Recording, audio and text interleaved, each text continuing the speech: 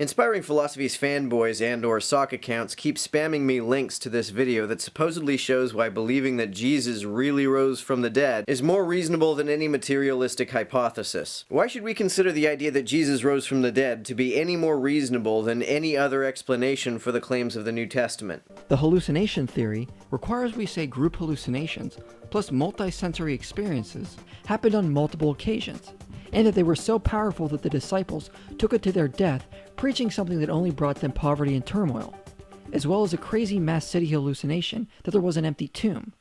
The conspiracy theory wants us to believe a bunch of frightened followers of Jesus stole a body in secret in an overcrowded city to make up a story they were not expecting or was not in line with Jewish messianic expectations in order to get themselves murdered, and that some of the skeptics decided to join their poor persecuted movement for no reason at all.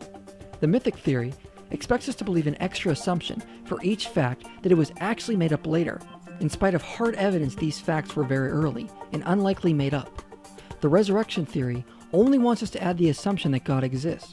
The fact that the assumption that God exists is only one additional assumption does not make it more parsimonious or less ad hoc than any of the other theories presented, because that assumption is a more extreme assumption than the other theories make. If you found your car vandalized, what would be the simpler assumption? That it was vandalized by 5 people, or that it was vandalized by 1 Klingon? Do you really think that the assumption that it was 1 Klingon would be more likely to be true than the assumption that it was 5 people? Moreover, for the person who is already a theist, the resurrection hypothesis does not even introduce a new supposition of God's existence, since that is already implied by existing knowledge.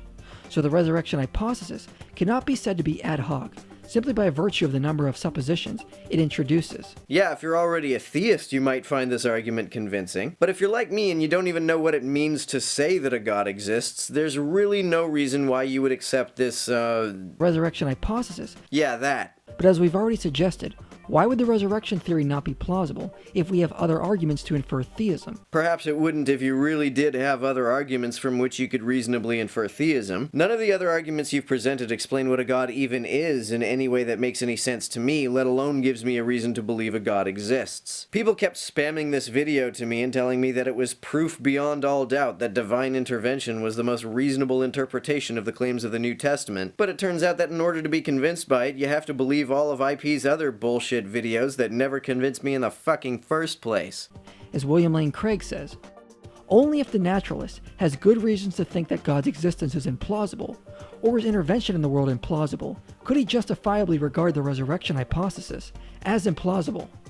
So if one insists on assuming naturalism is true and leaves no reason for theism as a possibility, then they can say the resurrection theory is implausible, but that is arguing from a presupposition and not being open to evidence, regardless of how one feels about it. Bullshit. I'm open to evidence that Jesus miraculously rose from the dead, but documentary evidence will never be enough to convince me of such a thing, especially if those documents are hearsay rather than first-hand accounts. I accept that Jesus probably existed. I don't think that's an unreasonable inference to make given the documents we have. But if you want to convince me that something so far thought to be impossible occurred, documents will never be good enough. Documents alone will never convince me that someone has built a perpetual motion machine, or a spaceship that can travel faster than light, or that some guy came back from the dead.